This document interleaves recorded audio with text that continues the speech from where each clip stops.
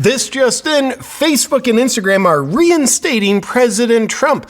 Will it make a difference? What does it mean? Does anybody really care anymore? And what does President Trump have to say about it? Welcome back to the JP Reacts channel, my beautiful, loving, freedom-loving friend. That's what you are. Instagram and Facebook have come out and said, like, yeah, we're going to reinstate President Trump because in accordance with our crisis policy protocols, we're going to reinstate him, which is basically our protocol having to do with, we see what Twitter's exposing. We did the same thing. We don't really want to get caught, so we're just going to put the guy back up. That's my editorialized opinion.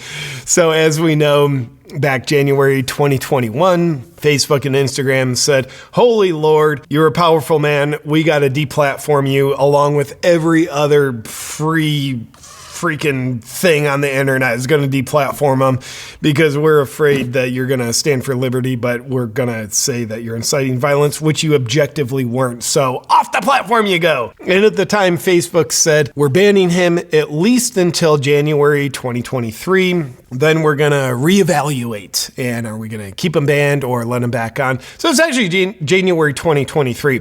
That's an interesting coincidence. The reality is we see what was exposed in the Twitter files. The government collusion, different specific people in the government, the FBI colluding with big tech to censor conservatives. Obviously, the biggest named conservative in the free world is President Trump. So we saw the corruption in the Twitter files.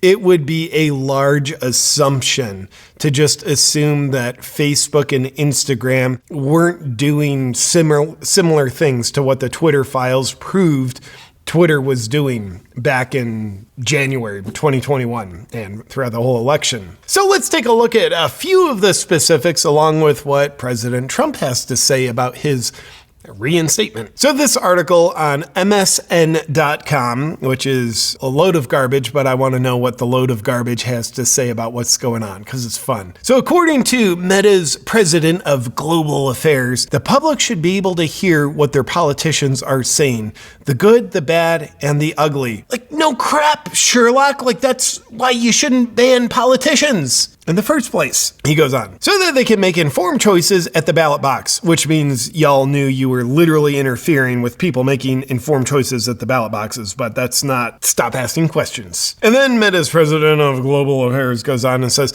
but that does not mean there are no limits to what people can say on our platform.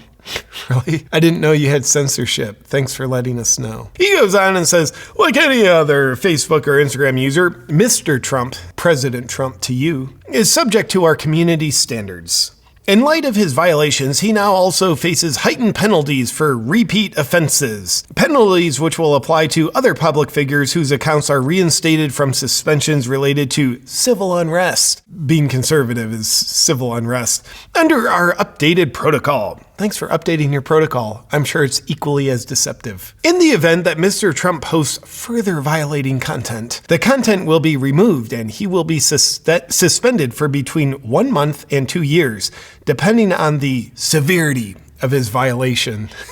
Thank you for being President Trump's parent. So then we get to President Trump. What does he actually say after Facebook's just propaganda rationalizations covering their decisions, not addressing the obvious truthful elephant in the room of like Twitter files are exposed. Please don't catch us.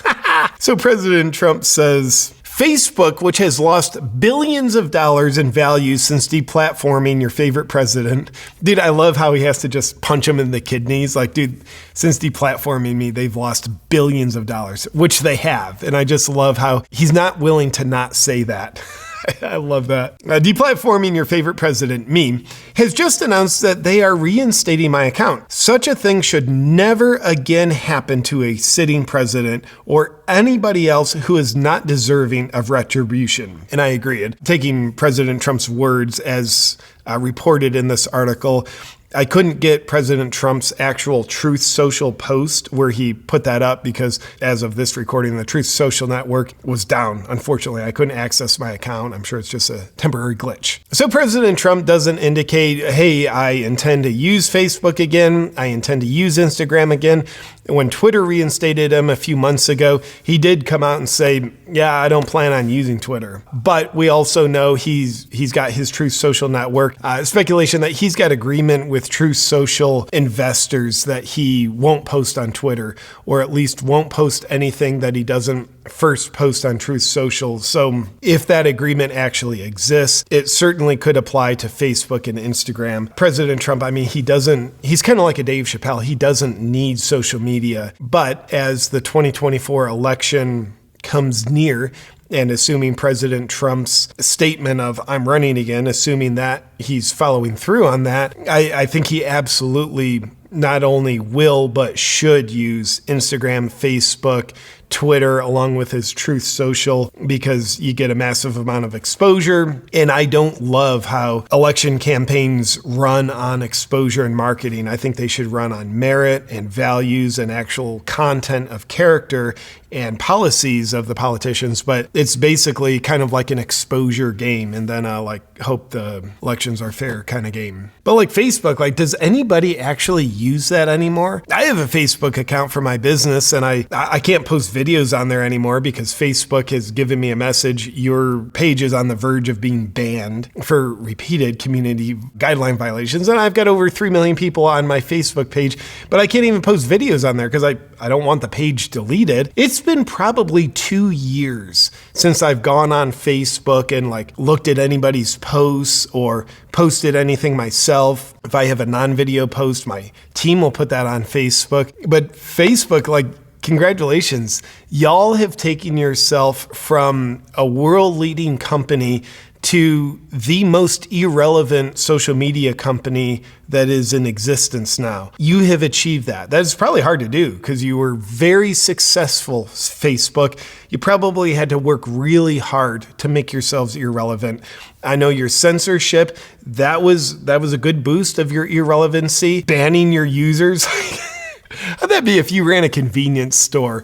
They're you know what's going to be good for business? We're going to ban our customers from coming into our store. Yeah, I think it'll be good for our bottom line. Let's run it, see how it does. Oh, we're losing business, losing billions of dollars. How could this be? Aside from President Trump's upcoming 2024 election, I don't think he has a need for Facebook. So it's kind of oh, y'all reinstated him. Really, who cares at this point? And it just looks like a frivolous, try to cover their tracks kind of thing. Don't investigate us. Look, we reinstated Trump. Amnesty. Amnesty, don't look into it. Amnesty, he's back on there. We would like to ask for amnesty. But nonetheless, even though I don't think Facebook and Instagram are reinstating President Trump for any reasons that have anything to do with integrity, I think they're trying to cover their tracks. But nonetheless, them reinstating him even if President Trump never uses it, reinstating him, I do believe that is a good sign. It's sort of like a symbol. It means censorship, they're having to backtrack. The conglomeration of all the social media monopolies monopolized together, banning people, having a government collusion conspiracy reality to ban conservatives, they've taken a couple steps back. They're against the ropes. Obviously, we got to keep punching. Truth packs the ultimate punch. Truth is being exposed. Twitter files a big piece of that. So nonetheless, I think this is a symbol of hope. I think it's a symbol of progress that the freedom movement has made. Facebook and Instagram, who cares about you, is the truth of the matter. But nonetheless, them reinstating him, even though for probably frivolous reasons, I do think it's a good sign for the beautiful freedom lovers that we are. That's the news for now. But before you go, I do want to share one quick thing. I've got my World Economic Forum special in my Freedom Shop still going, where you get 20% off the Pissing on the Dreams of Tyrants with my Liberty design, along with the I Will Not Comply design. Just use the discount code WEF at checkout for 20% off. Also, because we all like to be safe and effective. I've got my new Freedom design. As you can see, obviously taking the piss out of Pfizer, where freedom is safe and effective, which is true, proven true since 1776. That design is now in my shop. fully available, hot off the presses.